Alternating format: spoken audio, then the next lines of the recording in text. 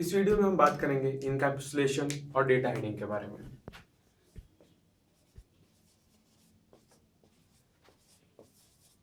In terms के बारे में मैं पहले भी आपको अपने वीडियोस में थोड़ा बहुत इंट्रोडक्शन दे चुका हूँ कि इनकैप्सुलेशन क्या है और डेटा हाइडिंग क्या है, डेटा या इंफॉर्मेशन हाइडिंग क्या है।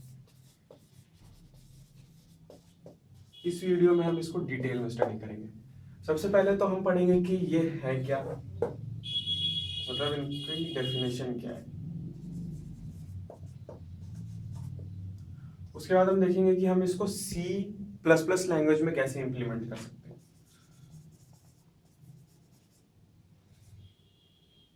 इम्प्लीमेंटेशन इन C++। तो पहले हम पता करते हैं कि इनकैप्सुलेशन क्या है। इनकैप्सुलेशन बेसिकली मैंने आपको थोड़ा सा हिंट पहले भी दिया था। इनकैप्सुलेशन का मीनिंग होता है कि जब हम डेटा मेंबर्स और मेंबर फंक्शन को एक साथ एक जगह पर रख देते हैं। इसका मतलब क्या कि कोई फंक्शन होता है, वो कुछ स्पेसिफिक नंबर्स ऑफ डेटा या कुछ किसी स्पेसिफिक डेटा को यूज करता है। तो जब उस फंक्शन और उस डेटा को हम एक साथ रैप करके एक जगह रख देते हैं तो that is known as encapsulation. तो इनकैप्सुलेशन का डेफिनेशन क्या हुआ?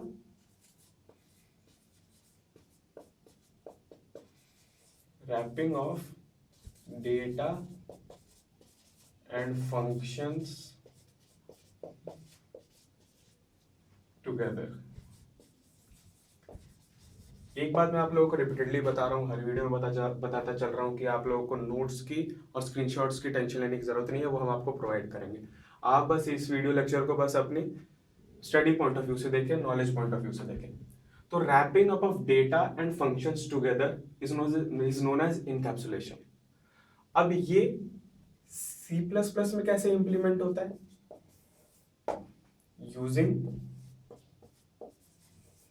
क्लासेस। क्लासेस की भी थोड़ी बहुत इंट्रोडक्शन हम दे चुके हैं कि कैसे क्लास को डिफाइन करना होता है। आगे आने वाली वीडियोस में हम इसके बारे में और बात करेंगे। उसके बाद हम आते हैं इंफॉर्मेशन हाइडिंग या डेटा हाइडिंग। ये डेटा हाइडिंग और इंफॉर्मेशन हाइडिंग क्या है कि हम डेटा या इंफॉर्मेशन किससे हाइड कर रहे हैं। हम इसमें डेटा हाइडिंग और इंफॉर्मेशन हाइडिंग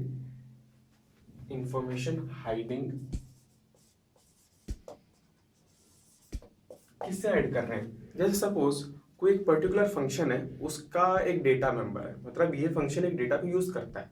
तो अगर मैं ये चाहता हूं कि ये डेटा कोई और फंक्शन ना यूज कर सके, तो इसको मैं कैसे इंप्लीमेंट करूंगा, इस डेटा को मैं किसी और फंक्शन से कैसे हाइड करूंगा। दैट कम्स अंडर डेटा और इंफॉर्मेशन हाइडिंग। तो इनकैप्सुलेशन हमको इसमें बहुत अच्छी तरीके से हेल्प करता है। कैसे, इसका मैं आपको एक एग्जांपल देके बताता हूं। सपोज एक क्लास है सम नाम की, ठीक है। इस क्लास के अंदर दो डेटा मेंबर्स हैं, एक x उसकी कुछ वैल्यू है, एक y उसकी कुछ वैल्यू हो सकती है। उसके बाद इसके अंदर एक फंक्शन है सम।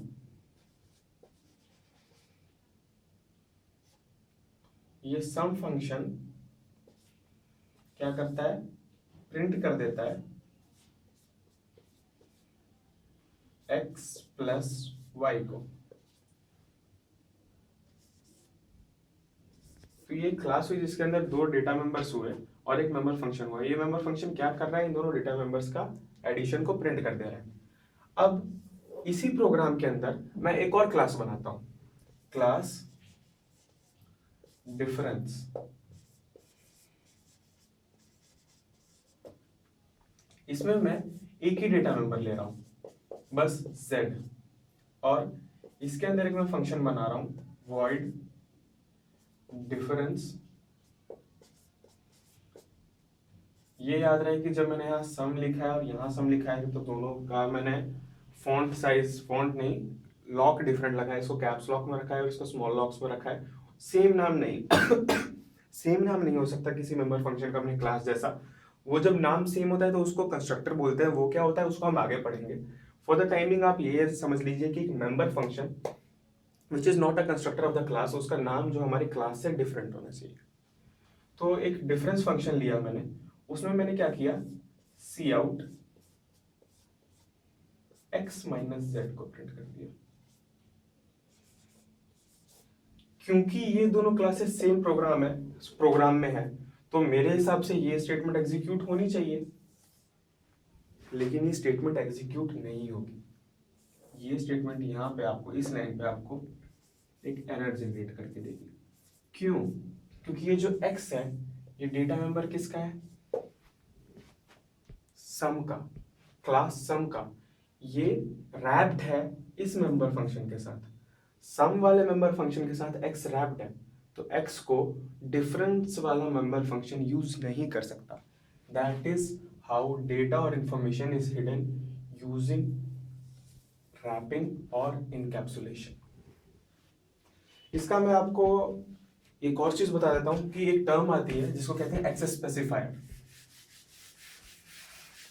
एक्सेस स्पेसिफायर क्या होता है कि जब हम क्लास के अंदर किसी डेटा मेंबर को, दैट इज किसी वेरिएबल को डिक्लेयर कर रहे होते हैं, तो उसको हम तीन टाइप से डिक्लेयर कर सकते हैं। एक ही डेटा मेंबर को हम तीन टाइप से डिक्लेयर कर सकते हैं सेम डेटा टाइप के साथ, डिफरेंट एक्सेस स्पेसिफायर के साथ। तो एक्सेस स्पेसिफायर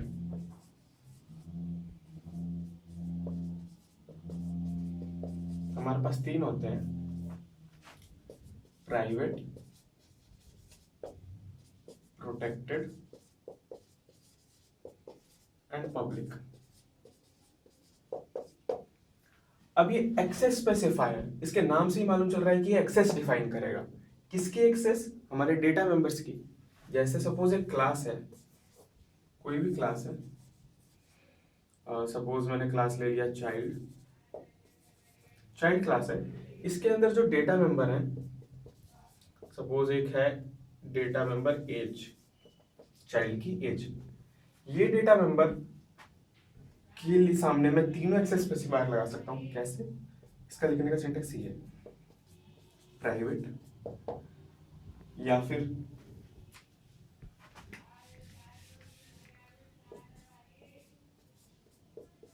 प्रोटेक्टेड और पब्लिक। अब इन तीनों एक्सेस स्पेसिफायर में डिफरेंस क्या होगा? और अगर मैं कोई एक्सेस स्पेसिफायर नहीं लिखता तो बाय डिफॉल्ट कौन सा आता है? Private. This is our default access specifier. अब एक्सेस स्पेसिफायर क्या करते हैं? अगर मेरा एक्सेस स्पेसिफायर प्राइवेट है, प्राइवेट एक्सेस स्पेसिफायर के अंदर मैं कितने सारे भी डेटा मेंबर या मेंबर फंक्शन को डिफाइन कर सकता हूं। तो अगर कोई डेटा मेंबर प्राइवेट है तो फिर उसका मीनिंग क्या है? अगर वो प्राइवेट है तो फिर प्राइवेट डेटा को सिर्फ उस क्लास का मेंबर फंक्शन और उस क्लास के ऑब्जेक्ट्स यूज कर सकते हैं। कौन यूज कर सकता है? दैट क्लासेस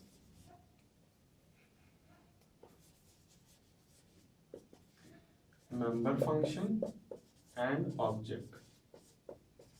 जैसे यहां पे अगर इंट एज प्राइवेट है तो फिर इस क्लास के अंदर अगर कोई मेंबर फंक्शन होगा तो बस वही एज को एक्सेस कर पाएगा, एज वेरिएबल को एक्सेस कर पाएगा। या फिर मैं इस क्लास के टाइप का मेन में कोई ऑब्जेक्ट बनाता हूं तो वो एज को एक्सेस कर पाएगा। That comes under private. Protected में क्या होता है?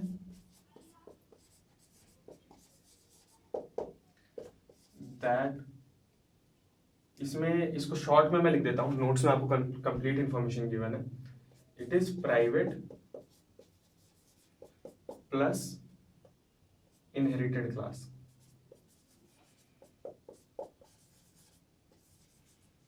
इसका मीनिंग क्या है कि सपोज ये क्लास है चाइल्ड, इसके अंदर एक डेटा मेंबर है जो कि प्रोटेक्टेड में डिफाइंड है, तो फिर ये जो डेटा मेंबर है इसको कौन कौन एक्सेस कर पाएगा? इस क्लास का तो मेंबर फंक्शन कर ही पाएगा, इस क्लास का ऑब्जेक्ट भी कर पाएगा क्योंकि ये प्राइवेट के अंदर ही आ जाता है, प्लस इसकी इनहेरिटेड क्लास भी इसको एक्सेस कर पाएगी।